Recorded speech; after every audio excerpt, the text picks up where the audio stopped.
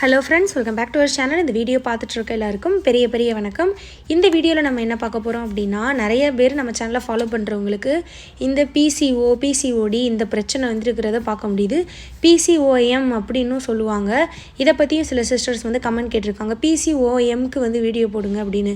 PCOD, PCOS, பிசிஓஎம் இது மூணுமே பார்த்திங்கன்னா கிட்டத்தட்ட சேம் தான். சின்ன விஷயங்கள் அதோட டேர்ம் அதை மென்ஷன் பண்ணுறது தான் அதோட இது சேஞ்ச் ஆகுமே தவிர மூணுமே ஒரே மாதிரி விஷயங்கள் தான். அது இருந்துச்சுன்னா நம்ம ஃபாலோ பண்ணுறது மெடிசன் ட்ரீட்மெண்ட் அதுவுமே பார்த்திங்கன்னா கிட்டத்தட்ட சேம் தான். பிசிஓடி அப்படின்றது நீர்க்கட்டி நம்மளோட யூட்ரஸில் இருக்கிறது, அதே தான் பிசிஓஎம்னு சொல்லுவாங்க. நிறைய டைனி ஃபாலிக்குள் குட்டி குட்டியாக இருக்கிறது, 2 ஓவரீஸ்லையும் இருக்கிறது.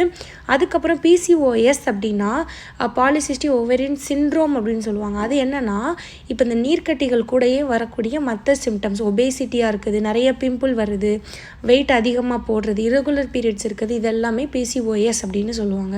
இந்த பிசிஓடி, பிசிஓஎஸ், பிசிஓஎம் இதெல்லாம் இருக்கும்போது ப்ரெக்னென்ட்டே ஆக முடியாதா அப்படின்னு கேட்டிங்கன்னா அந்த மாதிரி கிடையாது. ப்ரெக்னென்ட் ஆக முடியும்.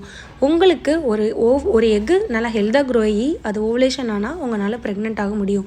அதை கம்ப்ளீட்டாக பிசிஓடி, பிசிஓஎஸ், பிசிஓஎம் 100% நம்ம க்யூர் ஆக்கினால்தான் ப்ரெக்னென்ட் ஆக முடியும் அப்படின்றது கிடையாது.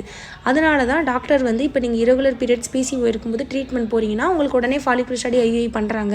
ஏன்னா ஃபாலிகுலர் ஸ்டடி ஐயுஐ பண்ணும்போது உங்களுக்கு பிசிஓடிலாம் சரியாகாது. உங்கள் ஓவரீஸில் இருக்கக்கூடிய நீர்க்கட்டி அப்படியே தான் இருக்கும் ஃபாலிகுலர் ஸ்டடி பண்ணும்போது. ஆனால் என்ன ஆகும்னா, அதில் ஒரு எக்கு நல்லா ஹெல்த்தாக வளர்ந்து உங்களுக்கு ரிலீஸ் ஆகி நீங்கள் ப்ரெக்னென்ட் ஆவீங்க. ஸோ உங்களுக்கு பிசிஓடி, பிசிஓஎஸ், பிசிஓஎம் இருக்கும்போது ப்ரெக்னென்ட் ஆக முடியாது அப்படின்றத நினைக்காதீங்க.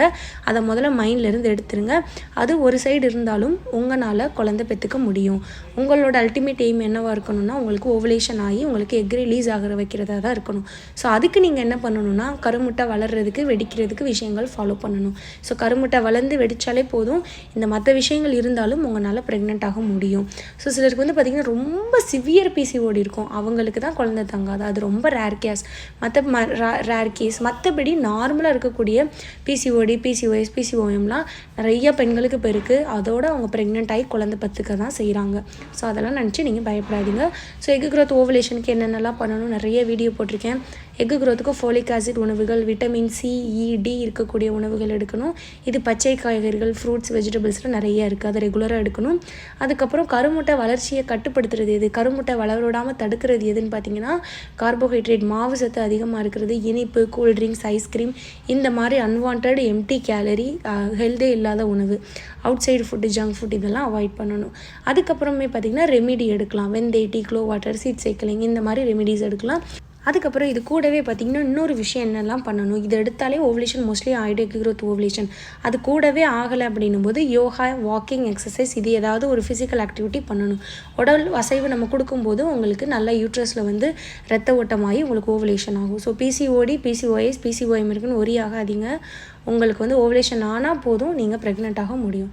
இதுக்காக தான் இந்த வீடியோ. அண்ட் இந்த வீடியோ பார்த்த எல்லாருக்கும் ரொம்ப நன்றி.